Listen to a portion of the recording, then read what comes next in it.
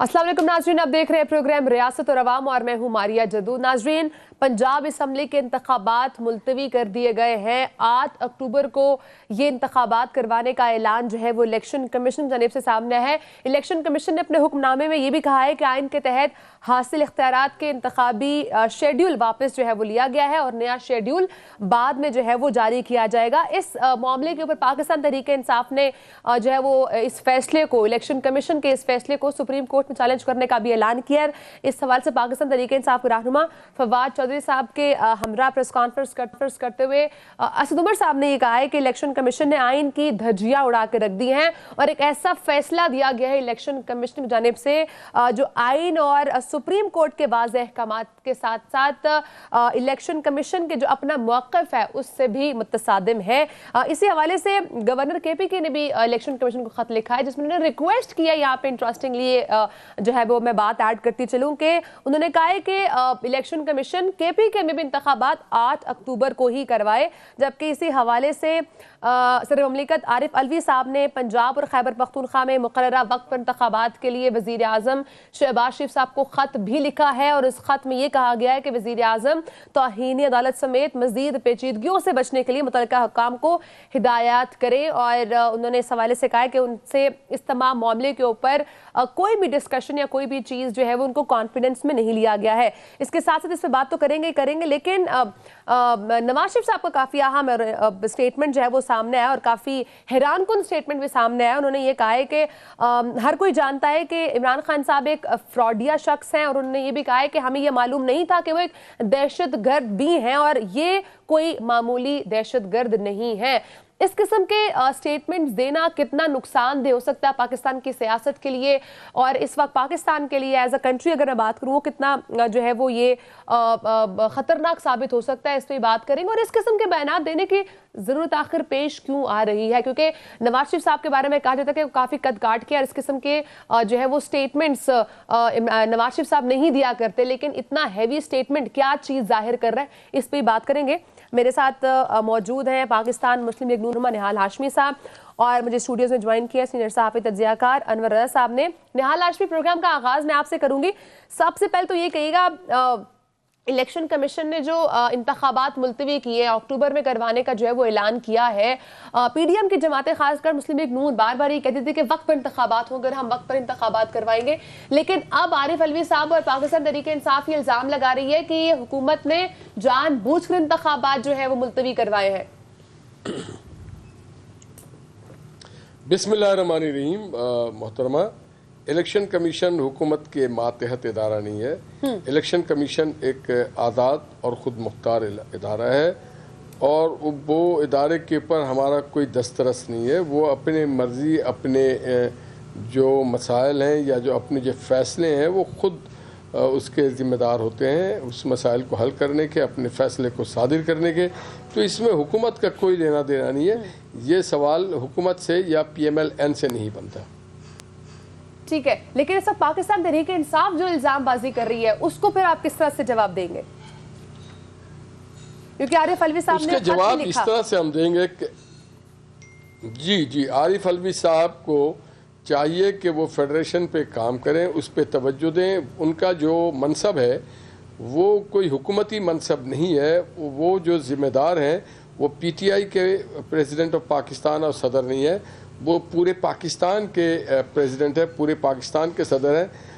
जो रियासत के ढांचा है उसमें सदर का मनसब एक पार्टी की तर्जुमानी करना या एक पार्टी के कारकुन होना नहीं होता है। उनका काम होता है कि वो रियासत की तर्जुमानी करें और रियासत के मुख्तलिफ जो ऑर्गन्स हैं उसकी रहनुमाई करें और उसको असिस्ट करें, ना कि एक पार्टी के कारकुन के तौर पे वो ख़त लिखना शुरू कर दें। दूसरी बात, जो इल्ज़ामात की आप बात करते हैं तो PTI का नाम ही इल्ज़ाम है। आपको पता है PTI का काम ही इल्ज़ाम है, PTI का सियासती इल्ज़ाम है। PTI तो इल्ज़ाम ही इल्ज़ाम करती है, इसके अलावा तो कुछ नहीं करती।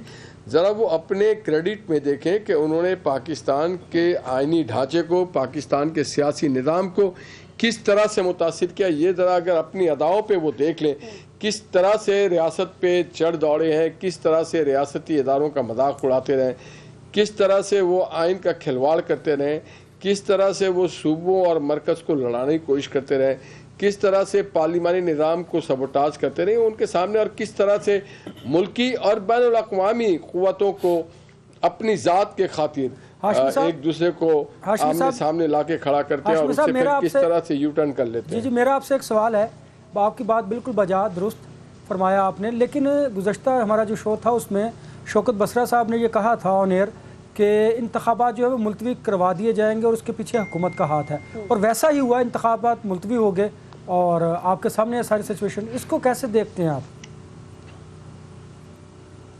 देखिए, शौकत बसरा साहब की अपनी सोच है, अपना अंदाज है, वो एक सियासी कारकुन है, वो बयान दे सकते हैं, इसमें हुकूमत का कोई लेना देना नहीं आता है। ये उनके कायद मोहतरम जनाब इमरान खान साहब को सोचना चाहिए था जब वो पंजाब के और केपी के असम्बली से बर्खास्त कर रहे थे, उस वक्त उनको सोचना चाहिए था।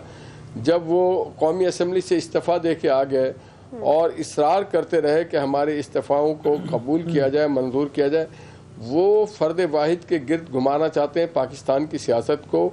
वो ये साबित करना चाहते हैं कि इमरान खान साहब जो है वो इंडिस्पेंसेबल है, उनके बगैर ना पाकिस्तान का निज़ाम चलेगा, ना सियासत चलेगी, ना पार्लियामेंट चलेगी, ना हुकूमत चलेगी। तो ये अब उनको पता लग गया है कि उनके बगैर सारा निज़ाम चलेगा। तो आप नहीं समझते कि इंतखाबात मुलतवी होने से जमहूरियत को नुकसान पहुँच रहा है? जमहूरियत को पहले इमरान खान साहब की वजह से कौन सा फ़ायदा पहुंचा कि आज इलेक्शन मुलतवी होने से नुकसान। इलेक्शन कराना ना हुकूमत का काम है भाई, ना सदर पाकिस्तान का काम है, ना सुप्रीम कोर्ट का काम है।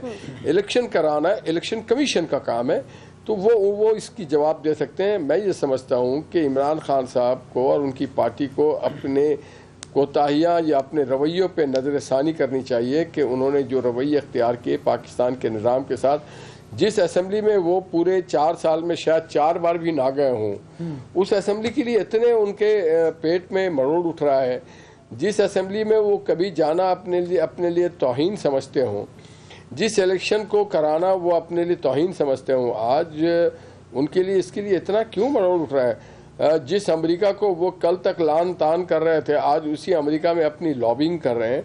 समझ में नहीं आता है कभी वो रियासती इदारों को या मुझे लगता है कि शायद इमरान खान साहब को अब समझ आई है कि इक़्तिदार में आने के लिए बाकी चीज़ें भी ज़रूरी है जो अब वो कर रहे हैं। जी, अगर वो कर रहे हैं तो फिर वो अपने बारी का इंतजार करें। ये किसी एक फर्द का तो नहीं होता, वाकोवर नहीं होता है, तो इसमें सारे जो स्टेक होल्डर्स हैं वो शामिल होकर। इस मुल्क में जमहूरियत नहीं बल्कि बारियों का इंतजार किया जाता है। जमहूर होता है सारे लोगों को साथ लेके चलने का नाम, जमहूर के माने है सारे लोगों को साथ लेके चलने का नाम। ये तरबियत शायद इमरान खान साहब को मिल नहीं सकी, और ये बात ठीक है। और मैं आपको एक बात बताऊं, सिर्फ नारा जमहूरियत नहीं है, जमहूरियत में डिलीवर करना पड़ता है, जमहूरियत में सारे लोगों के हुकूक का तहफ़्फ़ुज़ करना पड़ता है। बहुत सारे ऐसे लोग हैं हमारे जो जमहूर की बात करते हैं ड्राइंग रूम में बैठ के, अपने ऑफिस में बैठ के, अपने टेबल पे बैठ के, मगर वोट तक देने नहीं जाते हैं, टैक्स तक देने नहीं जाते हैं, और सारों के जहन में कहीं ना कहीं इंक्रोचमेंट होता है। कोई अपने घर के आगे जगह बढ़ा लेता है, कोई अपनी दुकान आगे बढ़ा लेता है, कोई अपनी फैक्ट्री के आगे नाजायज बैरियर लगा लेता है, कोई अपने दफातर और अपने सर्कल में ले जा करके रोड पे, वो जैसे आज इमरान खान साहब ने भी लगाया हुआ ना वो बैरियर, तो जहाँ बैरियर लग जाए समझ ले वहाँ जमहूर बहुत दूर चली गई है, जहाँ पे आम आदमी की जिंदगी में तकलीफ हो जाए। नेहा लाजमी ने अपने बात की कि जमहूरियत में डिलीवर किया जाता है, और अब चूंकि इंतखाबात ये मुलतवी हो भी चुके हैं, और एक मुख्तलिफ हलकों में ये बात भी की जाती है कि अगर PDM के पास या इस वक्त जो इत्तेहादी जमातें इस वक्त हुकूमत में हैं उनको अगर वक्त मिल गया तो शायद वो मतलूबा नताइज हासिल कर सके। अब चूंकि इंतखाबात डिले हो चुके हैं, कहीं ना कहीं वही डेट मिल चुकी है जिसमें कहा जाता था कि आम इंतखाबात होंगे, तो आपको लगता है कि अब खासकर मुस्लिम लीग नून या इत्तेहादी जमातें डिलीवर कर सकेंगी? मुझे इस बात की बहुत ज़्यादा तवक्कुआत नहीं है कि आप कोई बहुत ज़्यादा डिलीवर करेंगे। देखिए 5 साल की हुकूमत थी मोहम्मद नवाज शरीफ साहब की, उसमें उनके डिलीवरेंस में काफ़ी रुकावटें डाली गई, जैसे वो CPAC लेके आए, वो मोटरवे बना के लाए, वो मेट्रो बस लेके आए, वो ऑरेंज ट्रेन लाए, या नया बिजली घर बनाते रहे, या नौजवानों के लिए हाथों में लैपटॉप दे रहे थे, या सस्ताई कर रहे थे, उसमें अगर रुकावट डाली जा रही, उसमें अगर मसाइल पैदा किया जाता है, रियासत सबकी है, जमहूर सबका है, पार्लियामेंट सबका है। ये बात आज अगर इमरान खान साहब समझ जाएं तो फिर शायद उनको बहुत शर्मिंदगी उठानी पड़े जो माजी में उन्होंने धरने डाले, रुकावटें डाले, हुकूमत के चलने में मुश्किलात पैदा किए हुकूमत के लिए और हुकूमती इदारों के लिए। मैं ये समझता हूँ कि किसी एक को एक कंप्लीट टेन्योर मिलना चाहिए, उसके बाद उससे आप रिजल्ट मांगे। उससे पहले अगर ये मांगे ताने का जो हुकूमत होती है उसमें आप अगर ना, इमरान खान साहब जैसे 4 साल या नवाज शरीफ साहब ने 4 साल किया, उसका मुआवजा होना चाहिए कि आपने 4 साल हाशमी में साहब क्या ये भी तो सियासतदानों की कमजोरी होती है ना कि वो खुद एक दूसरे को टांग खींचते हैं और मौका नहीं देते 5 साल मुकम्मल करने के लिए। कभी कोई इस्टेब्लिशमेंट का सहारा लेता है और कभी कोई GHQ की तरफ देखता है। तो ये मसाइल भी तो आप लोगों के पैदा करते हैं। और भाईजान कुछ शहर दे लोग भी जालिम सन, कुछ मीडिया दा अभी काम भी सी, कुछ मीडिया ने भी लड़ाया झगड़ा अपनी उसको आगे बढ़ाने के लिए, बहुत सारी चिंगारियां आगे बढ़ाई, कुछ हमें भी शौक था मरने का। तो ये एक सियासतदान पे आप ना डालें। कुछ इदारों को भी बहुत शौक था इक़्तिदार में आने का और डॉक्ट्राइन बनाने का, कुछ मुंसिफों को भी शौक था पाकिस्तान में अपना निज़ाम चलाने का। तो ये सारा मिल मिला के कोई एक शख्स इसमें कसूरवार नहीं है। जो जहां बैठा था मीडिया से लेकर के मुंसिफ तक सबने अपना किरदार अदा किया पाकिस्तान के इस बर्बादी में। दुरुस्त फरमा रहे हैं। ये बताइएगा कि फिर इन मसाइल से निकलने की कुंजी क्या है, हल क्या है हमारे पास अब? इसका हल यह है कि सबसे पहले तो आप वही रिपोर्टिंग करें, मुस्बत ना करें, वो रिपोर्टिंग करें जो सच पे मुबनी हो, जो आप अपनी आंखों से देखें। किसी तो अगर हम सच बोलेंगे तो फिर आपको पता है हमारे साथ क्या होता है, जबरी गुमशुदगियां हो जाती हैं। नहीं, आप बोले ना, सच ही तो बोलना चाहिए। अल्लाह को नाराज ना करें, अल्लाह को नाराज ना करें, जमीनी खुदाओं को नाराज करें। जमीनी खुदाओं को नाराज कर दे, कोई फर्क नहीं पड़ता। आज जमीनी खुदा नहीं है, कुछ जमीन के ऊपर है, कुछ जमीन से बाहर है। तो अल्लाह को नाराज ना करें। जिस दिन आप सच बोलेंगे, हमसे सच तवक्को करें, हमारे गिरबानों को पढ़ के, सियासतदानों को उनकी निशानदही करें जो मुंसिफ है या जो सरकारी बाबू हैं कि आप तनख्वाह लेते हैं, अपनी जिम्मेदारी अदा करें, तो पाकिस्तान अपने ट्रैक पे चल जाएगा। और अगर हम एक दूसरे के ऊपर दरगुदर जी सर, मैं आपसे जानना चाहूंगी, हम एक दूसरे के दरगुदर नहीं करेंगे। बिल्कुल ठीक है। अब सर और एक दूसरे पे सिर्फ तनकीद करेंगे तो फिर पाकिस्तान जहां खड़ा है वहीं खड़ा रहेगा, शायद वहां से भी पीछे चला जाए। ठीक है सर, इस हवाले से कहेगा, मुस्लिम लीग नून हमेशा सियासी इंतकामी कार्रवाइयों के खिलाफ रही है, उसके ऊपर बात करती है कि ऐसा नहीं होना चाहिए। लेकिन नवाज शरीफ साहब ने लंदन में मीडिया से गुफ्तगू करते हुए उन्होंने इस तरह की स्टेटमेंट की हुई, कह रहे हैं कि इमरान खान साहब के खिलाफ जो कार्रवाई हो रही है उन्होंने उसकी हिमायत की है। उन्होंने हिमायत नहीं की, उन्होंने कहा JIT तश्कील दिया गया है, JIT की जो रिपोर्ट देगी उसके रोशनी में फैसला और कार्रवाई की जाएगी। मैं आपको एक बात बताऊं, उन अदालतों में मैं भी जाता रहा हूं, चूँकि मैं प्रैक्टिसिंग वकील भी और मियाँ नवाज शरीफ के हवाले से जुडिशल कमीशन में 12 में जाता रहा हूँ। हमारे वज़रा भी गेट से 100 मीटर दूर रहते थे और अंदर जाने की इजाज़त नहीं होती। मैं तो बिल्डिंग में भी जा चुका हूँ, 12 गया हूँ, मगर मियाँ नवाज शरीफ के कमरे में जाने की इजाज़त नहीं थी। मुझे आकर के पुलिस वाले रोक लेते, तो कहते नहीं जी आप इससे आगे नहीं जा सकते, तो और नहीं जा सका और नहीं मिल सका। तो ये तो एक पैटर्न है, इसलिए कि हम समझते हैं कि अगर वहाँ पे कोई सिपाही है या पट्टे वाला भी है तो अल्लाह ताला ने उसको उस वक्त बाइख्तियार बनाया है, उसको आईने पाकिस्तान ने वो हक़ दिया है। अगर आपका भी कैमरामैन है या लाइटमैन है, उसके अहकाम को मैं फॉलो करूँगा, मैं कैमरामैन से हट के बात तो नहीं करूँगा, क्योंकि उसका ज़िम्मेदार वो है उस वक्त। तो अगर हम इमरान खान साहब को भी समझना चाहिए, नवाज शरीफ 200 बार गए और उनके साथ कभी हमने दरवाजे नहीं तोड़े, कभी तोड़ फोड़ नहीं किया, कभी पुलिस की गाड़ियों को आग नहीं लगाया, कभी स्टॉर्मिंग नहीं की हमने अदालत पे, कभी वहाँ पे खड़ी आम लोगों की और रियासती इदारों के मोटरसाइकिल्स तो नहीं जलाया, वहाँ पे जंगलों को नहीं जलाया, वहाँ पे हमने टीयर गैस नहीं मारे हैं छत के ऊपर, वहाँ पे हमने दरवाजे नहीं तोड़े हैं, वहाँ पे इस तरह के हमने ये सारे काम जो है एहतजाज नहीं है, ये दहशत फैलाने का काम होता है। पूरे इस्लामाबाद से लेकर आपके तवज्जो से टीवी पे जब लोगों ने देखा तो पूरे पाकिस्तान में दहशत फैल गया। इसी को कहते हैं दहशतगर्दी। What is the definition of section 7 of ATA? That is called, जब आम लोग दहशत ज़दा हो जाए, दैट्स कॉल्ड टेररिज्म। तो अगर वो जत्थे को लेके जाते हैं और रियासती इमलाक को, लॉ इन्फोर्सिंग एजेंसीज को थ्रेड राइट टेरराइज करते हैं। जज भी टेरराइज हो जाता है कि जो कहता है कि जी बाहर ही जाके उनके दस्तखत ले लें। लेकिन हाशमी साहब, आप नहीं समझते कि इस तरह की सियासी इंतकामी कार्रवाइयों का ईंधन जो है वो कारकुनान बनते हैं? ये तो इमरान खान साहब को सोचना चाहिए। हम तो कभी भी सियासी इंतकाम पे बिलीव नहीं किया, ना करना चाहिए, ना किसी से इंतकाम लेना चाहिए, क्योंकि अगर आप नाहक किसी के साथ ज्यादती करेंगे तो अल्लाह देख रहा है। यहाँ पे एक निज़ाम अल्लाह का है और वो अल्लाह का निज़ाम ही है कि आज देखें जो लोग कल तक ज़मीन पे फिरौन थे, आज वो कहाँ खड़े हैं। आज वो कहाँ खड़े हैं बाजवा, और आज कहाँ खड़े हैं फैज़, आज कहाँ खड़े हैं साकिब निसार, आज कहाँ खड़े हैं खोसा साहब जो जज थे, आज ये लोग कहाँ हैं। आज कहाँ है वो अजमत सईद शेख, कहाँ हैं ये लोग। और आज ये अपने माशरे में, अपने घर में, अपने मोहल्ले में, अपने घर के कमरे में अपनी शक्ल आईने में देखने के काबिल नहीं रहे, क्योंकि उन्होंने पाकिस्तान के निज़ाम के साथ, इस्लामी जमहूरिया के आइन के साथ एक मजाक किया था। पाकिस्तान को उन्होंने तहबाला करने की कोशिश की थी।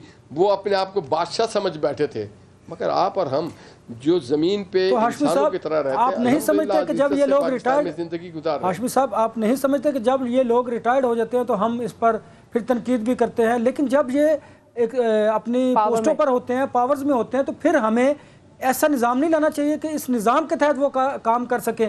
हमें अपने इस फरसूदा सिस्टम को दुरुस्त करने की जरूरत नहीं।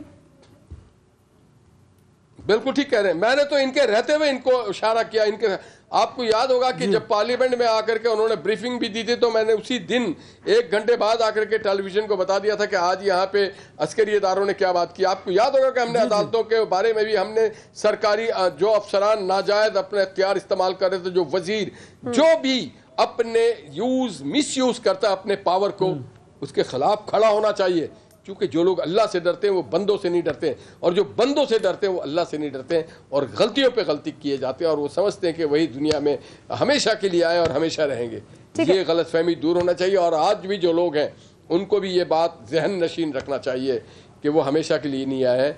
कब किसका वक्त पूरा हो जाए किसी को पता नहीं चलता। ठीक है निहाल हाशमी साहब, नवाज शरीफ साहब को मैंने हमेशा एक चीज नोट किया, जब भी वो किसी के ऊपर तनकीद भी करते तो साहब का लफ्ज इस्तेमाल करते हैं, इमरान खान साहब या बाजवा साहब कहकर जो बुलाते हैं। लेकिन नवाज शरीफ साहब की तरफ से ऐसी स्टेटमेंट आना कि इमरान खान साहब एक फ्रॉड है, वो एक दहशतगर्द है, और एक मामूली दहशतगर्द नहीं है, वो सख्त दहशतगर्द है, आप नहीं समझते कि ये कहीं ना कहीं नवाज शरीफ साहब की फ्रस्ट्रेशन शो कर रहा है? नहीं, फ्रस्ट्रेशन नहीं है, फ्रस्ट्रेशन मेरा भी है। जब मैं ज़ल्मे खलीलजाद को पाकिस्तान पे बात करते देखता हूँ, जब मैं आसिफ महमूद को पाकिस्तान पे बात करने देखता हूँ, जब मैं हर वो क़ुव्वतों को पाकिस्तान और उसके अवाम के बारे में और उसके ख़िलाफ़ बात करते देखता हूँ, तो फिर मुझे बहुत तकलीफ़ होती है कि ये कौन आ गए हैं हमारे बारे। और जब ये सब की नथियाँ इमरान खान से जाके मिलती है, जब इमरान खान की फॉरेन फंडिंग देखता हूँ, तो फिर मेरा दिल करता है कि ये कौन लोग हैं, हमने किन को ला करके अपने मुसल्लत किया था। जब हकीम सईद को मैं पढ़ता हूँ, जब डॉक्टर इसरार अहमद को मैं सुनता हूँ, तो हया हो जाता है। जब मैं देखता हूँ कि जैक गोल्ड स्मिथ को सपोर्ट करते हैं इमरान खान साहब, और सादिक खान को सपोर्ट नहीं करते। वो सादिक खान जो कल लंदन सेंट्रल में रमज़ान मुबारक का सबसे शानदार एक इज्तिमा करता है, और उसको सपोर्ट नहीं करते इमरान खान, तो मुझे पता लगता है कि हमारा दोस्त कौन है और हमारा दुश्मन कौन है, और इस मुल्क को कौन कामयाबी के तरफ ले जाना चाहता है, और कौन इस मुल्क को हाशमी साहब, बैरूनी मुदाखलत हमारी कमज़ोरी जाहिर करती है। हम खुद इसकी परमिशन देते हैं, हमारी माशी पॉलिसीज़ ऐसी हैं, हमारी इकॉनमी की सूरत हाल देख लें, हमारी आपस की सियासतदानों की लड़ाइयाँ देख लें, जिसकी वजह से बैरूनी मुदाखलत होती है। आपकी बात बिल्कुल ठीक है। हमारे यहाँ बाहर से कई वक्तों में अरस्तु आ जाते हैं, कोई कहता है मैं साइंसदान हूँ मईशत का, कोई कहता है मैं जादूगर हूँ। उन्हीं में से एक असद उमर भी है जिसने IMF के पास जाने से मना कर दिया। और हाँ, ये बात ज़रूर है कि जिनके इशारों पे कभी हफीज़ शेख को लगाया गया, कभी किसी और को यहाँ पे वज़ीर ख़जाना लगाया गया, इस मुल्क के साथ मजाक किया गया। इस मुल्क के और ऐसे भी लोग मौजूद हैं जो वज़ीर ख़जाना से हटने के बाद कहते हैं कि जी पाकिस्तान को हमने नए शरे से बनाना है। मैंने इतने फ्रॉडी है और इतने निकम्मे और इतने मुनाफिक इस मुल्क में आके इक़्तिदार में आए हैं, आपको और मेरा फ़र्ज़ बनता है कि इनको हम इनके दस्त इनको हम इनको गिरबान में हाथ डाल के बोलें कि तुमने पाकिस्तान के वसाइल के साथ खिलवाड़ किया, तुमने अपने घरों को अपने कारखानों को भरा, तुमने बेशुमार कमाई और आ करके तुम हटने के बाद कहते हो हमें मौका नहीं मिला। इमरान खान साहब की जो तरबियत है उसमें यही कुछ है। ठीक है, पॉइंट टेकन। सर इसके साथ साथ अब चूंकि अब इंतखाबात तो मुलतवी हो ही चुके हैं और पाकिस्तान तहरीक इंसाफ सुप्रीम कोर्ट में चैलेंज भी करने जा रही है इस तमाम मामले को, आप अब वक्त पर इंतखाबात तो चूंकि अब नजर नहीं आ रहे, तो अब जब इंतखाबात होंगे अक्टूबर में, क्या आप ये आम इंतखाबात होते हुए देख रहे हैं या ये सिर्फ पंजाब और केपी के असम्बलीज के इंतखाबात होंगे? आप बड़ी इंटेलिजेंट सवाल करती हैं, आप बड़ी इंटेलिजेंट एंकर हैं। आपको मैं एक बात बताऊं, मैं चूँकि वकील हूँ, मैं एक बात जानता हूँ। दो बुनियादी चीज़ें हैं बड़ी बुनियादी इस इलेक्शन के हवाले से। एक ये है कि जनाब जो इलेक्शन हो रहा था, अगर ये इलेक्शन अक्टूबर में कौमी और सूबाई असम्बली का होता तो क्या उस वक्त पंजाब और केपी के असम्बली के जो लीडर ऑफ द हाउस होते, जो वज़ीर आला होते, उनको हम कहते कि आपको हम हटा रहे हैं और आपको हटाने के बाद हम एक निगरान हुकूमत लाएंगे? ऐसा नहीं होता। अगर ऐसा नहीं होता तो फिर ये भी जो इलेक्शन के कानून के तकाज़े हैं वो पूरा नहीं होता है कि निगरान हुकूमत वहाँ पे हो।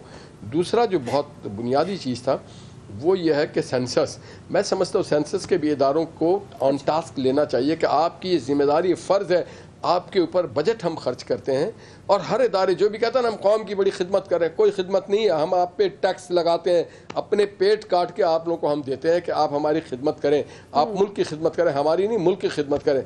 सेंसस के बगैर हमें कैसे पता चलेगा किस सूबे का क्या मसला है, उसकी क्या आबादी है, किस शहर की क्या आबादी है, किस ज़िले की, किस थाने की क्या। और उसी के तहत NFC अवार्ड भी दिया जाता है हर साल। NFC अवार्ड के बारे में इसी तरह पानी जो वाटर रिकॉर्ड है उसको भी उसी के तहत मुलाजमतों में कोटा भी दिया जाता है, उसी के तहत गंदुम की भी तरसील इधर से इधर की जाती। बहुत सारी चीज़ें हैं सेंसस के साथ वाबस्ता और उसी के तहत जो है हल्का बंदी भी की जाती है। तो ये दो बुनियादी चीज़ के बगैर इलेक्शन कराना मेरे ख्याल से एक मजाक था। ठीक है, यानी कि अब आगे अक्टूबर में आप इंतखाबात ही कहीं ना कहीं होते दिखाई दे रहे हैं, क्योंकि इस वक्त केपी के असम्बली से भी खत यही आया है कि इंतखाबात जो है वो 8 अक्टूबर को ही होने चाहिए। सर बहुत शुक्रिया, आपने प्रोग्राम को टाइम दिया। नाज़रीन हमारे साथ मौजूद है मुस्लिम लीग के रहनुमा निहाल हाशमी साहब। अब इस वक्त जब सब सिचुएशन चल रही है, एक तरफ तनकीद बराए तनकीद की सियासत चल रही है, एक तरफ हम देख रहे हैं जमान पार्क के बाहर हर 2 दिन के बाद कोई ना कोई हंगामा खड़ा हो जाता है, और फिर वहीं से अगर हम अपनी इकोनॉमी की सूरत हाल देखें वो भी वर्स्ट दिन ब दिन होती जा रही है। ये हालात कहाँ जा रहे हैं? कुछ आपको कुछ बेहतरी होती दिखाई दे रही है या ये हालात ऐसे चलते रहेंगे जब तक इंतखाबात नहीं होंगे?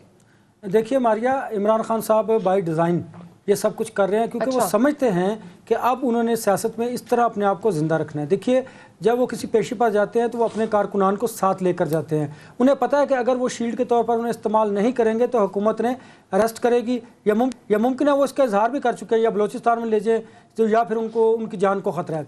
देखिए वो ये सारी सूरत को समझते हैं। अगर आपको याद हो यास्मीन राशिद साहिबा की और प्रेसिडेंट ऑफ पाकिस्तान की जो गुफ्तगू हुई थी, ऑडियो मुबैना ऑडियो लीक हुई थी, उसमें यास्मीन राशिद साहिबा कह रही थी कि अगर यहाँ पर खुदा न खास्ता कोई नाखुशगवार वाक़या पेश आता है तो इंतखाबात मुलतवी हो सकते हैं। दूसरी बात यह है कि 8 अक्टूबर की बात की जा रही है पंजाब और केपी के असम्बली में कि वहाँ पर इंतखाबात करवाने की तजवीज़ दी गई है, पंजाब में मुलतवी किए गए हैं। गवर्नर केपी के ने एक ख़त लिखा है कि 8 अक्टूबर को इंतखाबात करवाए जाएँ। अब मुझे ये लग रहा है, हालात वाक़यात को देखकर, मेरी कोई इन्फॉर्मेशन नहीं है लेकिन मैं ग्राउंड रियलिटीज़ को ज़रा फोर्स ही करके ये बता रहा हूँ कि मुझे अब आम इंतखाबात अगर हुए तो होते दिखाई देंगे, अदरवाइज ये पंजाब और केपी के इंतखाबात नहीं होंगे। ये हाशमी साहब की बात बिल्कुल दुरुस्त है कि अगर फेडरल में इंतखाबात होते हैं तो उसके बाद अगर आप केपी के और पंजाब में जाएंगे तो वहाँ के जो वज़रा आला उस वक्त के होंगे जो पहले अगर इंतखाबात होते हैं तो फिर आप क्या उनको सस्पेंड करेंगे, उस हुकूमत को रोकेंगे, निगरान सेटअप लेके आएंगे, क्या मैकेनिज्म होगा? क्योंकि ये आइन में लिखा हुआ है कि जब आपने मुल्क भर में इंतखाबात करवाने हैं तो निगरान सेटअप वफाक में भी और सूबों में भी होना चाहिए। ये एक कानूनी नुक्ता है जिस पर गौर करने की ज़रूरत है। और ये भी बात मैं आपको बताऊँ कि ये जो इंतखाबात मुलतवी हुए हैं, आगे भी हालात खुदा न खास्ता अगर ख़राब होते हैं तो मुझे नहीं लगता कि आप आम इंतखाबात की तरफ जाएंगे, क्योंकि अच्छा, वो भी आपको डिले होते दिखाई दे रहे हैं। ठीक है, यानी कि आम इंतखाबात सूबाई तो छोड़े, आम इंतखाबात भी अनवर साहब भी कह रहे हैं कि वक्त पर नहीं होते दिखाई दे रहे हैं, क्योंकि अभी निहाल हाशमी साहब ने पॉइंट उठाया है कि अगर सेंसस ही नहीं होगा तो मसाइल क्या है, कितने हैं, बजट की एलोकेशन कितनी होगी, कैसे होगी, वो भी एक बहुत बड़ा इशू रहेगा। ब्रेक का वक्त है नाज़रीन, क्योंकि अब इस वक्त आम इंतखाब के हवाले से तो एक डिस्कशन चली रही थी, लेकिन फिर सूबाई इंतखाबात की जब बात हुई तो इसमें सुप्रीम कोर्ट ने आज खुद नोटिस लेकर इंतखाबात के हवाले से तारीख का ऐलान किया था, लेकिन अब इलेक्शन कमीशन इंतखाबात को कि मुलतवी कर रही है, तो अब इस मामले पर क्या सुप्रीम कोर्ट एक बार फिर से हरकत में आएगी या नहीं, ये भी एक बहुत बड़ा सवाल है। ब्रेक के बाद से बात करेंगे, साथ ही रहेगा।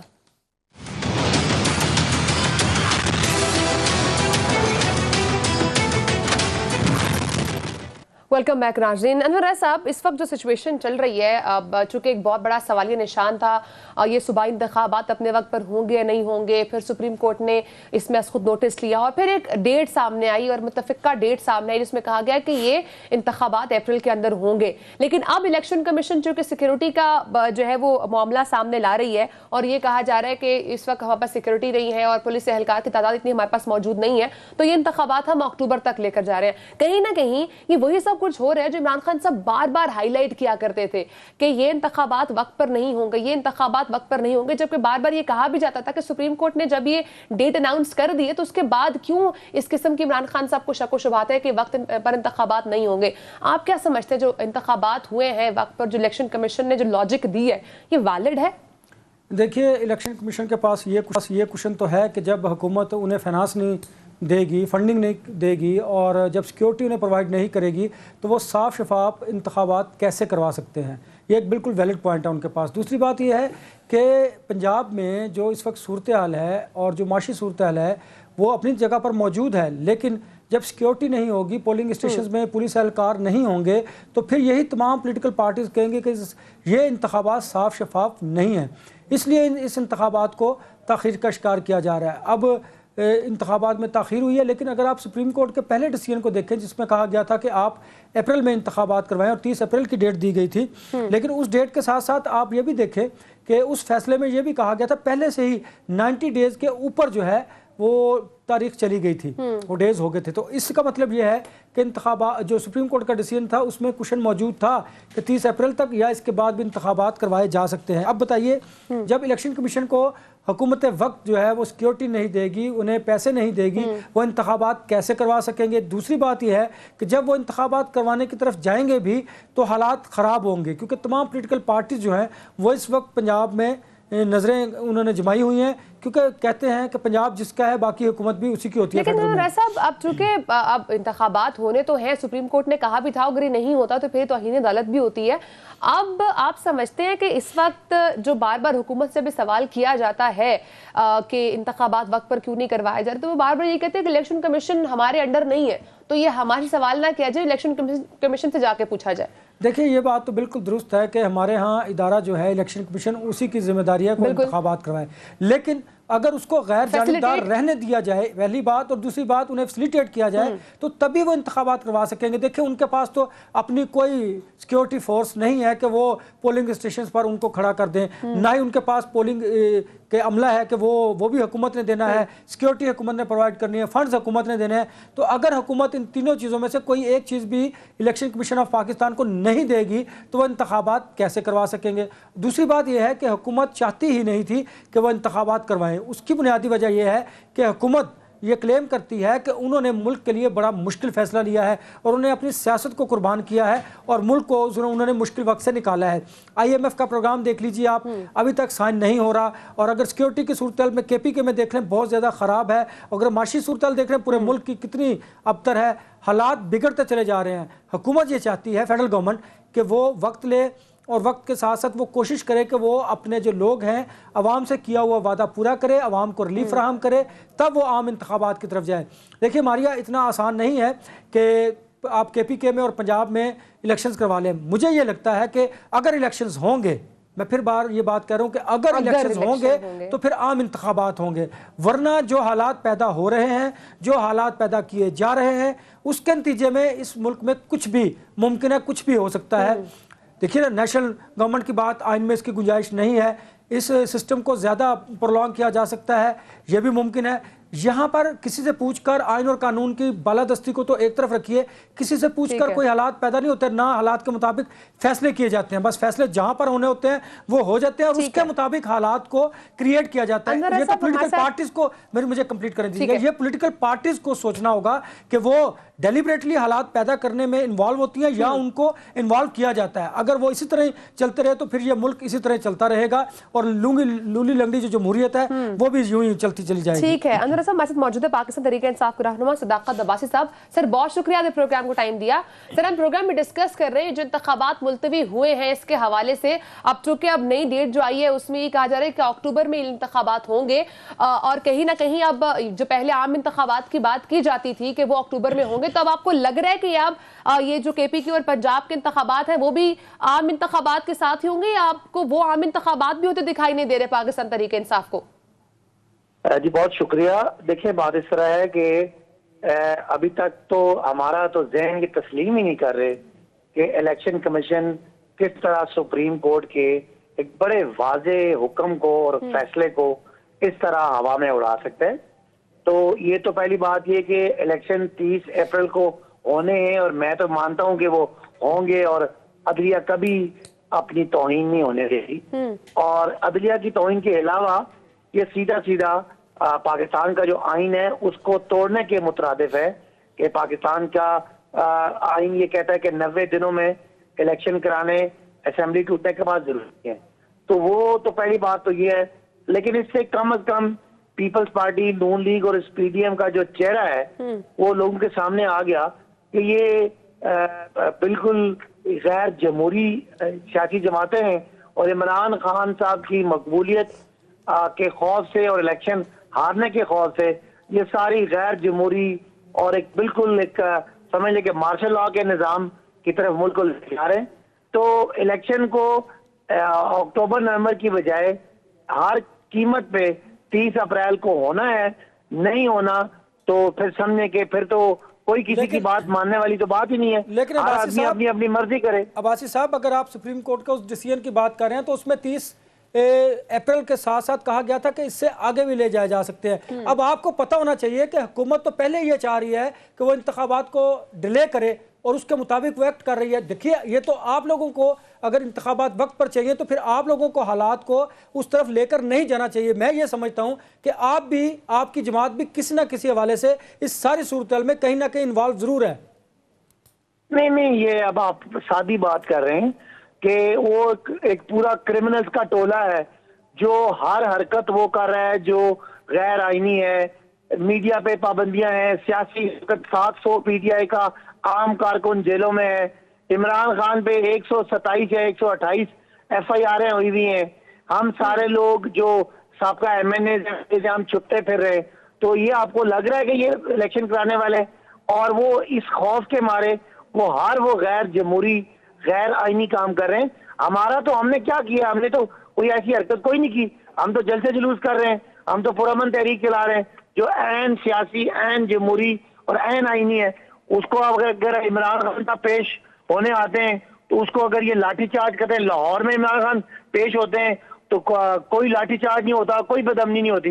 इस्लामाबाद में जब वो आते हैं ये 4 जगह उनको रोकते हैं, उन पे शेलिंग करते हैं, उन पे लाठीचार्ज करते हैं, कारकुनों को पथराव करते हैं, तो वो आपको सामने नजर आ रहा है। तो वो चाहते हैं किसी तरह को बदअमनी हो। मैं भी तो इसी का इजहार आपसे कर रहा हूँ ना कि हालात पैदा किए जा रहे हैं। आप इसको तो अंडरस्टैंड कीजिए कि ये हालात पैदा करने से नुकसान तो आप लोगों का हो रहा है कि इंतखाबात वक्त पर नहीं हो रहे।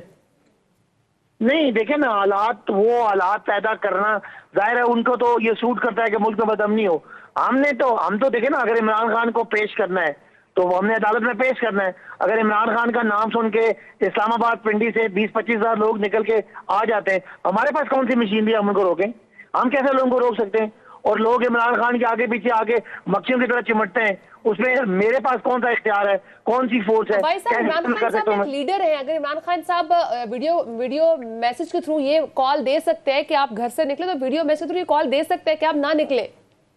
नहीं, मेरी बात सुने ना, कोई जमहूरी लीडर क्यों नहीं चाहेगा कि लोग उसके इर्द गिर्द ना आए? अब आज इमरान खान साहब लाहौर पेश हुए हैं, वो छुप के पेश हुए हैं और किसी को बताया नहीं तो लोग नहीं आए। लेकिन ये कौन से जमहूरी असूल है कि इमरान खान छुप के जाए अदालत? क्यों भाई? अगर हमारे यहाँ कोई देहातों में किसी आदमी की कोई पेशी होती है, लोग 150 लोग साथ आते हैं इज़हार यकजहती के लिए। अगर इससे पहले क्या नवाज शरीफ के साथ लोग नहीं आते रहे जरदारी के साथ? हाँ, उनके पास बंदे ही कोई नहीं है, वो एक अलग बात है। लेकिन इमरान खान तो कहते हैं कि आप मुझे वीडियो लिंक पे मुझे पेशियां करने दें।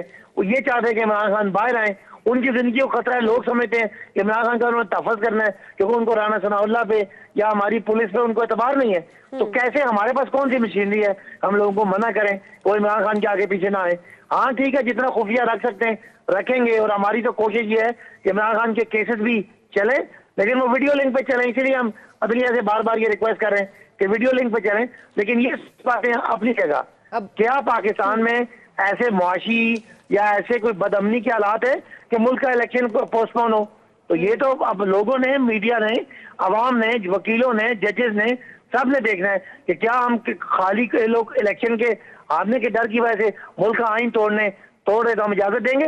और आज हम इजाजत देते हैं तो कल कोई भी हुकूमत इलेक्शन नहीं कराएगी। हर हुकूमत ये चाहेगी कि जनाब हमारा 5 साल है, 5 साल हमें और दे दें, फिर अगले 5 साल दे दें।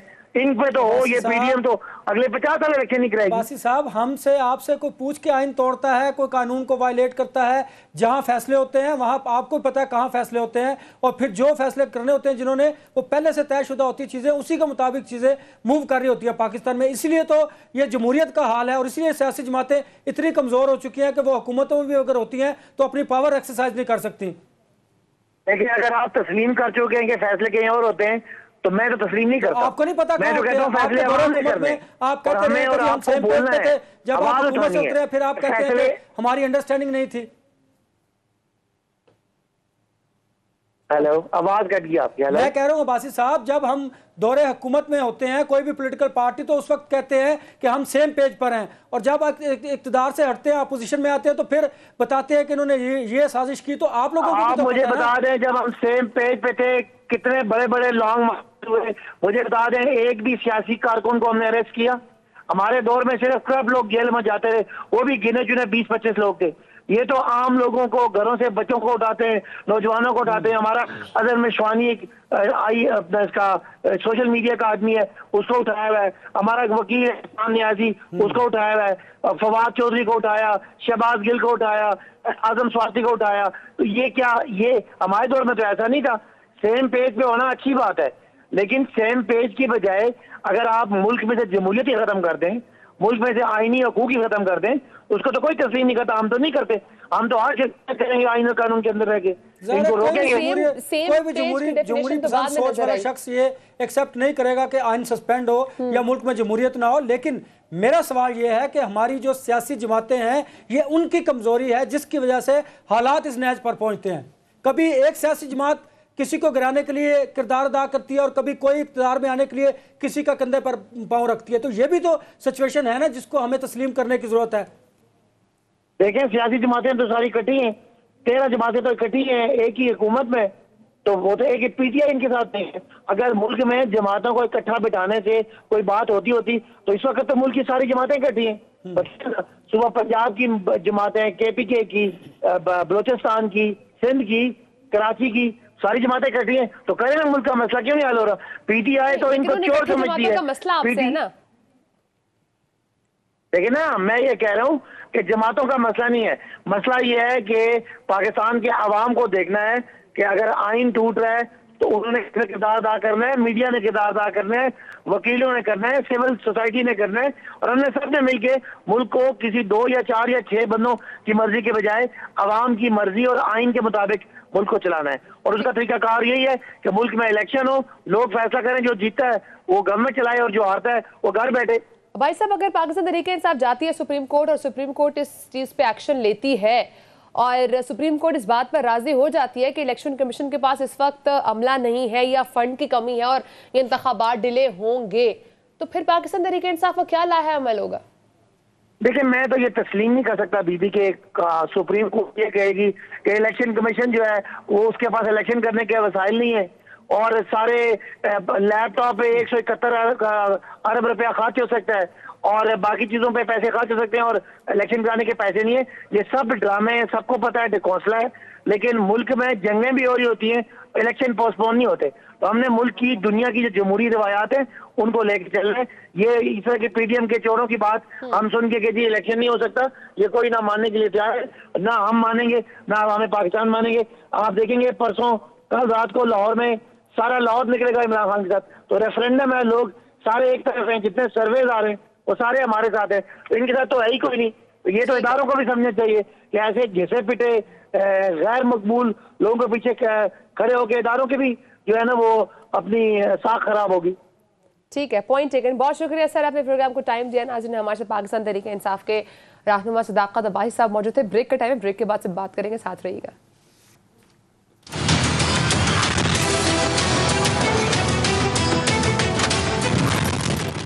वेलकम बैक नाज़रीन। अनवर राय साहब, ख्वाजा आसिफ साहब का इस तमाम सिचुएशन के ऊपर जो इंतखाबात की बात हो रही है, जो डिले हुआ है, फिर उसके बाद इमरान खान साहब के जो अहम स्टेटमेंट सामने आ रहे हैं, उसके ऊपर ख्वाजा आसिफ साहब का बड़ा अहम स्टेटमेंट सामने है। वो ये कह रहे हैं इमरान खान साहब जिन पर हुकूमत गिराने का इल्ज़ाम लगाते रहे हैं, अब उन्हीं से जो है वो मदद भी मांग रहे हैं। अभी ब्रेक में जाने से पहले आप भी ये बात कर रहे थे कि ये तो बारियां लगी होती हैं और जो हुकूमत गिर जाती है या जो चली जाती है, जो नई हुकूमत आती है, जो गिरने वाली होती है, वो उन्हीं लोगों से, उन्हीं इदारों से हेल्प मांग रही होती है जिनके खिलाफ वो हुकूमत में रहते हुए या हुकूमत में जब नहीं होती तब उनके खिलाफ बात करती है। तो अगर यही हालात रहे, यही सिचुएशन रही, तो फिर ये मुल्की हालात कहाँ को जाएंगे और सिचुएशन कैसे स्टेबल हो सकेगी? हमारे यहाँ ये बड़ी बदकिस्मती है कि सियासी जमातें जब इक़्तिदार में आने चाहती हैं, कोशिश करती हैं, तो वो जमहूर के ज़रिए तो एक आम बात है कि हमने आवाम के वोट की ताकत से पार्लियामेंट में आना, लेकिन इसके साथ साथ बड़ी इंपॉर्टेंट चीज़ ये है कि वो जो ग्राउंड रियलिटीज़ हैं उनका भी सहारा लेती हैं। और अगर किसी अपोजिशन ने हुकूमत को गिराना हो तो वो भी फिर इक़्तिदार के हसूल के लिए या अपनी वो सियासी मुखालफत को पूरा करने के लिए, अपनी अना की तस्कीन के लिए इस्टेब्लिशमेंट का सहारा लेती हैं। यही वजह है कि आज मुल्क में 75 ईयर्स होने के बाद भी हमारे यहाँ ना तो जमहूरियत पर पनप रही है और ना ही जो जमहूरी हुकूमतें आई हैं वो उस तरह जो जमहूर का कहकर इस पार्लियामेंट में आया करती हैं, आवाम का ख्याल नहीं रखा गया और ना ही वो खुद स्ट्रांग हो सकी। यही वजह है कि जमहूरियत इस मुल्क में परवान नहीं चढ़ पा रही। आज भी अगर आप देखें, माजी की बातों को तो चले, इससे हमें सबक सीखना चाहिए। आज भी अगर हालात देखें तो इमरान खान साहब जब हुकूमत में थे तो कहा करते थे कि उनके और इस्टेब्लिशमेंट के दरमियान बहुत अच्छे मरासिम हैं और हम सेम पेज पर। अच्छी बात है, होना चाहिए, हमारे इदारे हैं, लेकिन जब आप एक इतने अहम मनसब से हटते हैं, अपोजिशन में आते हैं, फिर आप उन्हीं इदारों के खिलाफ जब गुफ्तगू करते हैं तो आपके ज़ाहिर और बातिन के तजाद पर लोग बातें करेंगे, आपके कंडक्ट पर लोग गुफ्तगू करेंगे, तनकीद करेंगे। और मैं ये भी समझता हूँ कि ठीक है, आपको सेम पेज पर होना चाहिए इस मुल्क के लिए, इस मुल्क की बका के लिए, माशी तरक्की के लिए, कोई बुरी बात नहीं है। लेकिन फिर जब आप वजारत उज़्मा के मनसब से आप हटते हैं, फिर आप जब तनकीद करते हैं तो लोग आपकी किस बात पर यकीन करें। और दूसरी बात, अब इमरान खान साहब चलिए यही बयानिया लेकर चलते, लेकिन उन्होंने भी मरियम नवाज की तरह वोट को इज्जत दो के बयानिया को पीछे हटे। जब उनके मकासद पूरे हुए थे अब उन्हें भी इस्टेब्लिशमेंट से मोहब्बत हो गई। और अब भी खान साहब को पहले नफरत थी इस्टेब्लिशमेंट से, अब खान साहब भी उनसे दोस्ती करना चाहते हैं और बारहा अपनी गुफ्तगू में इस बात का इजहार कर चुके हैं कि इस्टेब्लिशमेंट चाहे तो हालात बेहतर हो सकते हैं, इस्टेब्लिशमेंट मुझसे चाहे तो बात करने को मैं तैयार हूं, मैं हर किसी से बात करने को तैयार हूं। क्योंकि अब खान साहब को इस बात का इदराक हो चुका है कि जो इदारा है उसका डिसीजन होता है। ठीक है, शख्सियात इदारों में आती हैं, उनकी अच्छी या गलत पॉलिसीज़ की वजह से इदारे को भी नुकसान होता है, मुल्क को भी होता है, जमहूरियत को भी पहुंचता है, लेकिन इसका मतलब ये नहीं कि आप एक या दो शख्स की वजह से, अशखास की वजह से आप पूरे इदारे के साथ दुश्मनी ले लें। हम हमेशा ये कहा करते थे कि इमरान खान साहब को सियासी जमहूरी सोच के तहत आगे बढ़ने की जरूरत है। आपको एक वक्त में पॉलिटिकल पार्टी से, मीडिया से, एस्टेब्लिशमेंट से, आपने हर किसी से दुश्मनी। लेकिन अब एक बार फिर से इमरान खान साहब ने सुप्रीम कोर्ट से उम्मीदें वाबस्ता कर ली हैं कि सुप्रीम कोर्ट में से उनके हक में है फैसला जो है वो आएगा इंतखाबात के हवाले से। तो क्या इमरान खान साहब की उम्मीदें पूरी होंगी इस बार इदारों से? देखिए, सुप्रीम कोर्ट ने किसी के जज्बात, एहसासात या उम्मीदों की बुनियाद पर फैसले नहीं देने होते। सुप्रीम कोर्ट ने देखना है आइन और कानून को। जब वो आइन और कानून को देखेंगे तो उसके मुताबिक ही फैसले कर पाएंगे। ठीक हो गया, वक्त खत्म हो चुका है नाज़रीन, इंशाल्लाह आपसे कल मुलाकात। बहुत सारा ख्याल रखिएगा, अल्लाह हाफ़िज़।